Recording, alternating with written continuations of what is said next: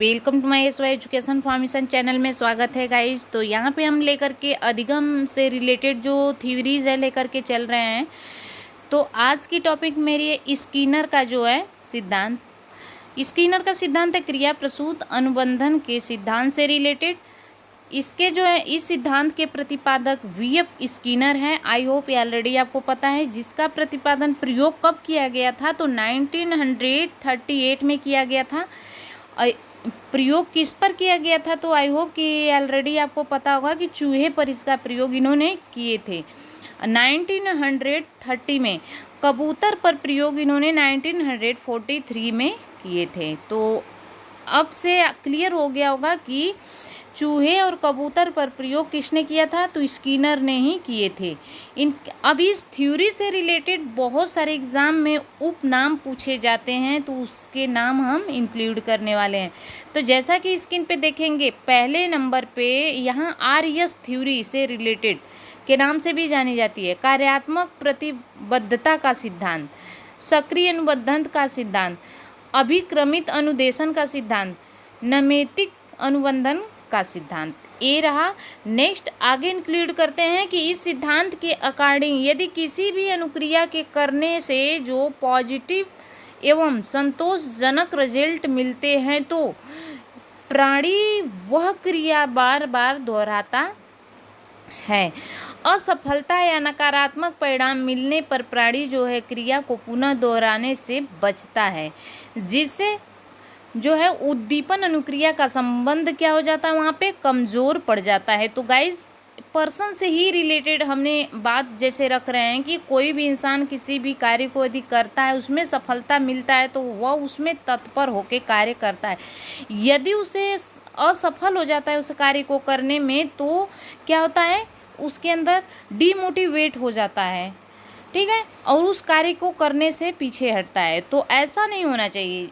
यदि व्यक्ति असफल हुआ, कहा भी गया है कि असफलता ही सफलता की कुंजी होती है, तो एक तरह से मोटिवेशन मिलता है और अपने कमज़ोरियों का पता चलता है और उस कमज़ोरी को दूर करने और अपने को निखारने की कोशिश इंसान को करना चाहिए।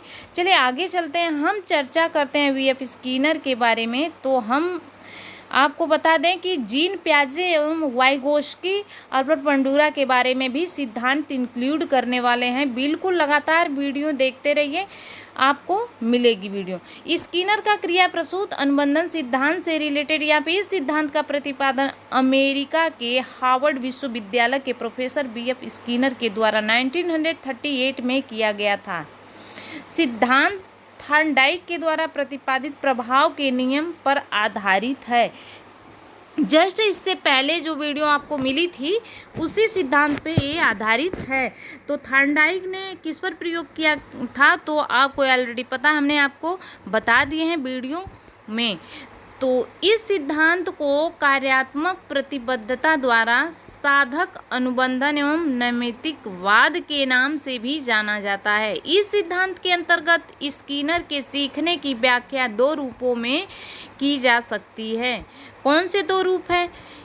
पहला तो प्रतिक्रियात्मक, दूसरा क्रिया प्रसूत व्यवहार। तो बार बार क्या चीज़ दोहराया जाता है? क्रिया प्रसूत अनुबंधन का सिद्धांत। इससे तो बट इसमें पहले नाम को नहीं कहीं रखा जाता है अधिक, तो आप दोनों नाम लर्न करके रखेंगे, प्रतिक्रियात्मक व्यवहार, क्रिया प्रसूत अनुबंध। ये टॉपिक जो है TGT, PGT, UGC, NET, JRF, UP TET, super TET सब एग्ज़ाम के लिए, क्योंकि मनोविज्ञान शिक्षा शास्त्र से रिलेटेड टॉपिक चल रही है तो हर एग्ज़ाम में पूछे जाते हैं। यहाँ पे प्रतिक्रियात्मक व्यवहार व्यवहार है जो किसी भी उद्दीपक को नियंत्रण में होता है, जबकि क्रिया प्रसूत व्यवहार प्राणी की इच्छा पर निर्भर करता है।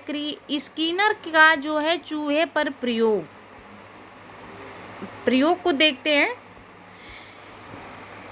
ध्यान से थोड़ा देखेंगे और इस जो प्रयोग से ही रिलेटेड यहाँ पे बॉक्स बना हुआ है। चलिए हम कुछ इंक्लूड करते हैं। स्किनर ने जो है एक भूखे चूहे को एक बॉक्स में बंद कर दिया। भूखे की तड़प से चूहा इधर उधर उछाल कूद मचाता रहा। इस दौरान जो है एक बार उछलने से चूहे के पंजे से लीवर दब जाता है अब उस बॉक्स में क्या लगा हुआ है, लीवर लगा हुआ है। चूहे को ये पता नहीं है कि यहाँ पे लीवर लगा हुआ है, और भोजन के कुछ टुकड़े को उसके पैर से लीवर लगता है, जैसे ही पंजे से खुल जाता है तो भोजन के कुछ टुकड़े उसे क्या हो जाते हैं, प्राप्त हो जाते हैं। ऐसा कई बार उछाल कूद करने से, लीवर के दबने से चूहे को भोजन की प्राप्ति हो ही जाती है। इस प्रकार बार बार जो है भोजन मिलने से चूहा लीवर को बार बार जो है दबा करके भोजन प्राप्त करने की कला को सीख जाता है। अब भोजन चूहे के लिए प्रबलन एवं भूख उसके लिए प्रणोदक का जो है कार्य करता है। तो अब स्किनर का कबूतर पर प्रयोग इसको भी जान जाते हैं। आई होप कि ऑलरेडी जो है चूहे का प्रयोग आपको सिद्ध हो गया होगा, समझ में भी आया होगा।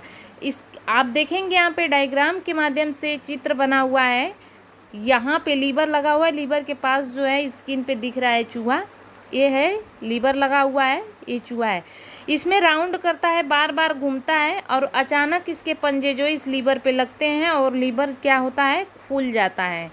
और साइड में यहाँ पर पास में ही क्या रखा होता है, इसके लिए भोजन के कुछ टुकड़े रखे होते हैं, उसे भोजन मिल जाता है।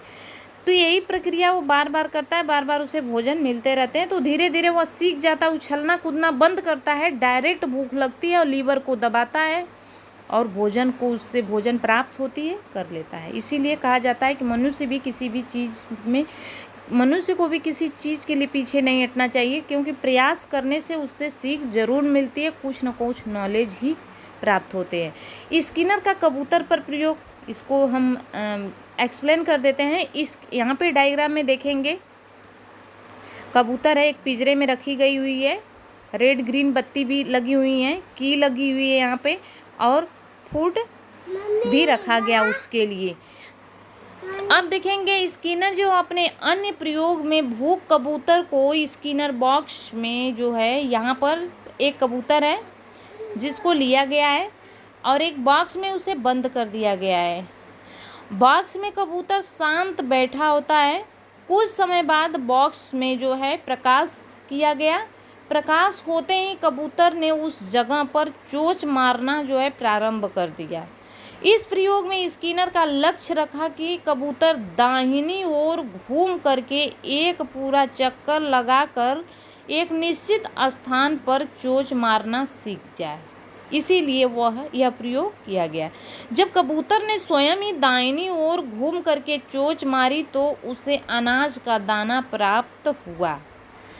जहाँ पर चोंच मारते हैं वहाँ से दाना गिरता है। इस दाने के द्वारा कबूतर को पुनर्बलन प्राप्त होता है। पुनर्बलन का मतलब दोबारा से एनर्जी मिलती है उस कार्य को करने के लिए। तो बार बार प्रयत्न करने पर जो है वही स्थान पर चोंच मारता है और अनाज उसे मिल जाता है। क्रिया प्रसूत व्यवहार को स्पष्ट करने के लिए जो है स्किनर ने चूहे एवं कबूतर का प्रयोग, अनेक प्रयोग किए थे, बट चूहे और प्रयोग कबूतर पर ही उनका सक्सेस हुआ था। अब इस प्रयोग से के पश्चात स्किनर ने यह स्पष्ट किया कि कोई आवश्यक नहीं है कि जब प्राणी के समझ कोई उद्दीपक प्रस्तुत हो तो वह प्राणी अनुक्रिया करे, कोई आवश्यक नहीं है। बट वातावरण में कुछ ऐसी भी प्राणी है जो कि हमेशा क्रियाशील रहते हैं और उनकी जो है ऐसी क्रियाशीलता के फलस्वरूप उन्हें जो है उनके रिजल्टों के द्वारा जो है उद्दीपकों की प्राप्ति होती है, और इसे स्किनर के प्रयोजन हमेशा सक्रिय एवं क्रियाशील रहता है। और इसी कारण सिद्धांत को क्रियाशीलता का सिद्धांत सक्रिय अनुबंधन का हमेशा जैसे क्रियाशील एक्टिव रहता है कार्य करने के लिए, सक्रिय अनुबंधता का सिद्धांत जैसे सक्रिय रहना किसी भी कार्य करने के लिए कहा गया। इस सिद्धांत को आरएस टाइप्स थ्योरी के भी नाम से जाना जाता है। स्किनर ने सीखने के क्षेत्र में पुनर्बलन को विशेष महत्व दिया। इस स्किनर ने जो है पुनर्बलन को सीखने का राजमार्ग कहा। स्किनर का यह सिद्धांत अभिक्रमित अनुदेशन के सिद्धांत पर आधारित है, जो साइकोलॉजी में जो रिसर्च में आपको ये टॉपिक मिलेगी। आगे देखते हैं कि क्रिया प्रसूत सिद्धांत के संबंध में महत्वपूर्ण तथ्य फैक्ट क्या है। तो इस स्किनर का मत है कि यदि निर्गत अतिरिक्त जो है अनुप्रिया को पर गठित कर दिया जाए तो यह जो है बलवती होकर के व्यवहार में परिवर्तन लाती है। इस जो है स्किनर ने जो है तथा कबूतर का प्रयोग किए। इन्होंने प्रयोग करने के लिए एक विशेष बॉक्स का प्रयोग किया जिसे जो है क्रिया प्रसूत अनुबंधन कक्षा नाम दिया गया। परंतु बाद में स्किनर के शिष्यों ने स्किनर के सम्मान में से जो है स्किनर बॉक्स का नाम दिया उनके नाम से ही। पहले ऑलरेडी पहले नाम क्या दिया गया, एग्जाम में पूछ सकता है, तो क्रिया प्रसूत अनुबंधन कक्षा। स्किनर क्रियाओं पर जोर देता है, इसलिए जो है इन्हें क्रिया प्रसूत सिद्धांत कहा जाता है। क्रिया प्रसूत सिद्धांत की विशेषताएं कैरेक्टर कॉपी हैं, तो उसको भी देख लेते हैं। क्या है? पुनर्बलन आवश्यक तत्व है और यह सिद्धांत मंद बुद्धि बालकों के लिए अधिगम जो है के लिए उपयोगी है। कोई बालक यदि विजुअली है, मंद बुद्धि का है, तो यह प्रयोग जैसे धीरे धीरे किया जाता है तो बालक के लिए उपयोगी माना गया। सीखने की क्रिया में अभ्यास पर आधारित अधिक जो है इसमें क्या किया जाता है, बल दिया गया है। तो आई होप कि आपका क्लियर हो गया होगा यहाँ पे टॉपिक। देखते हैं, आपको हम बताने वाले हैं लेकर के यहाँ पर आए हैं बहुत सारे टॉपिक। आप लगातार लगे रहिए। सुपर टेट की तैयारी कर रहे हैं या यूपी टेट से रिलेटेड, यूजीसी नेट जेआरएफ, बाल विकास एवं शिक्षा मनोविज्ञान के महत्वपूर्ण सिद्धांत से रिलेटेड सारे हम बताने वाले हैं। शिक्षण विधियाँ जो है टीचिंग मेथड से रिलेटेड, उसके मनोविज्ञान साइकोलॉजी में इसके प्रतिपादक कौन है, मनोविज्ञान की मुख्य शाखा का संप्रदाय के बारे में, जो इंटेलिजेंट थ्योरीज है उसके चाइल्ड डेवलपमेंट इंपॉर्टेंट डेफिनेशन से रिलेटेड, समावेशी इंक्लूसिव एजुकेशन से रिलेटेड भी, और अधिगम जो लर्निंग के डेफिनेशन एवं थ्योरीज, बाल विकास यानी चाइल्ड डेवलपमेंट एंड एजुकेशन के बारे में भी लेकर के हम आपको इंक्लूड करेंगे। यहाँ पे शिक्षण कौशल के नोट्स भी मिलेंगे आपको। मूल्यांकन एवं जो है मापन के परिभाषा से रिलेटेड, आकलन एवं मूल्यांकन, बहुत सारी चीज़ आपके लिए लेके आए हैं। आई होप कि आप लगातार वीडियो देखते रहिए, क्लिक करते रहिए। Thanks for watching, God bless you.